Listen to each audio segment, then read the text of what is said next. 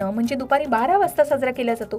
त्यामुळे जरी 26 मार्चला सूर्योदय अष्टमीचा असला तरी दुपारी 12 वाजता नवमी तिथी लागू झालेली असेल. म्हणूनच घरी आणि मंदिरात श्रीराम जन्मोत्सव 26 मार्च गुरुवारी रोजी दुपारी 12 वाजता साजरा केला जाईल.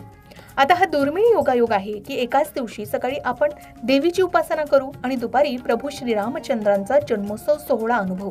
आता अनेकांच्या मनात प्रश्न आहे की मग 27 मार्चचं महत्त्व काय? तर उदय तिथीनुसार शुक्रवार दिनांक 27 मार्च 2026 ही चैत्र नवमी मानली जाईल. ज्यांच्या घराण्यात नवमीला कुळाचार किंवा बोडण भरण्याची पद्धत आहे त्यांनी हा विधी 27 मार्च रोजी करावा. आता जे भक्त 9 दिवस अखंड उपवास करतात त्यांच्यासाठी 27 मार्चचा दिवस महत्त्वाचा आहे. शुक्रवारी सकाळी 10:06 नवमी तिथी संपत आहे. त्यामुळे सकाळी 10:06 किंवा सूर्योदयानंतर तुम्ही उपवासाचं पारण करू शकता. हे शास्त्रानुसार योग्य मानले जात आहे. आता कन्या पूजन कधी करावं? तर 26 मार्चला सकाळी 11:49 अष्टमी तिथीला आपण कन्यापूजन करू शकता आणि नवमी तिथीचं कन्यापूजन करायचं झालं तर 27 मार्च रोजी सकाळी 11:08 आपण कन्यापूजन करू शकता. कन्यापूजन म्हणजे साक्षात आदिशक्तीची सेवाच आहे. कन्यापूजनाच्या दिवशी 9 कुमारिकांना घरी बोलावलं जातं. त्यांचे पाय धुवून त्यांना हळद कुंकू लावून फुलांची माळ अर्पण केली जाते. श्रद्धेनं त्यांना भोजन दिलं जातं. देवी दुर्गा या लहान मुलींच्या रूपात आपल्या घरी येते अशी आपली धारणा आहे. त्यांना भेट म्हणून दक्षिणा किंवा शृंगाराचं सामान देऊन त्यांचा आशीर्वाद घेतला जातो.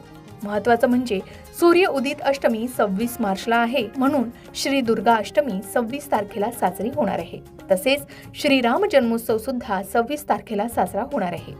अष्टमी तिथी 11:45 समाप्त होईल आणि 11:46 नवमी तिथी लागणार आहे.